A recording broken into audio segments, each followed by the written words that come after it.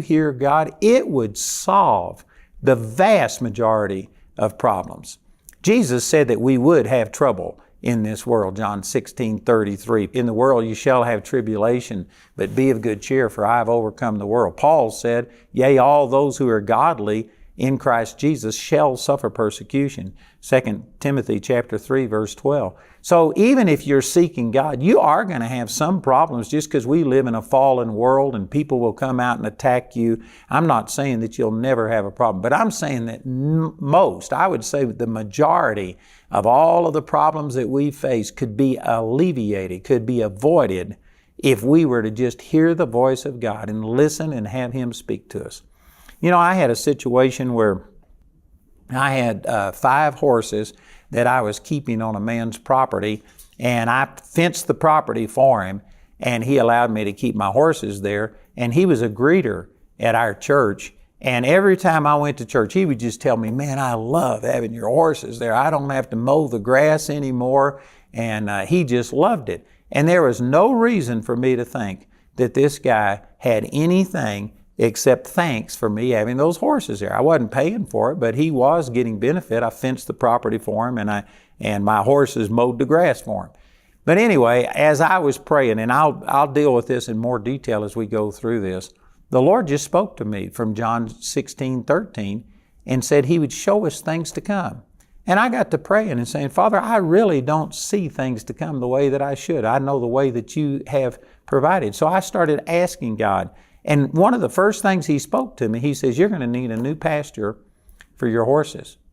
And, you know, I haven't had horses in the last probably decade or maybe 2 decades. It's been a long time I got rid of my horses. But anyway, back then, if you were to stable a horse, you had to pay over $100, maybe $150 per horse. And for 5 horses, man, that would have been $750 a month, and I just couldn't afford that. And this guy was letting me use his property free. And the Lord told me, you're going to need a new place. And I just started praying about it, saying, God, is that You? And I really felt like this is something God spoke to me. It was God's voice. And so I was looking and praying about it, and I had a man come shoe my horses for me. And as he was shoeing my horses, he says, you know, I've got 40 acres or something like this. And he says, if you ever need a place to put your horses, you're welcome to keep them there free.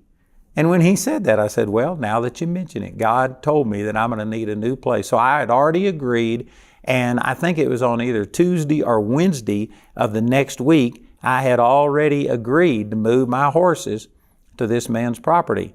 When I got to church on Sunday, this man who owned the property where my horses were currently, he just came up to me without any warning. He had never given me any indication.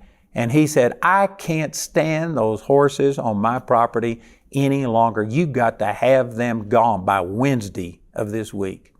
Did you know if the Lord hadn't have spoken to me, if I hadn't have been aware of this, if I had not have prepared, I might have had to go out and pay somebody $750 for a while until I could find a place. But God had already spoken to me. I told this guy, I said, look, it's no problem. I'm moving my horses on Tuesday. I think it was a day before he gave me a deadline. And that's a small thing, and some people may think that that's not that important in the scheme of all of life's things. But if you can't hear God in a small thing, you won't hear Him in greater things. It takes faith to hear the voice of God. And I'm going to be sharing some of these things with you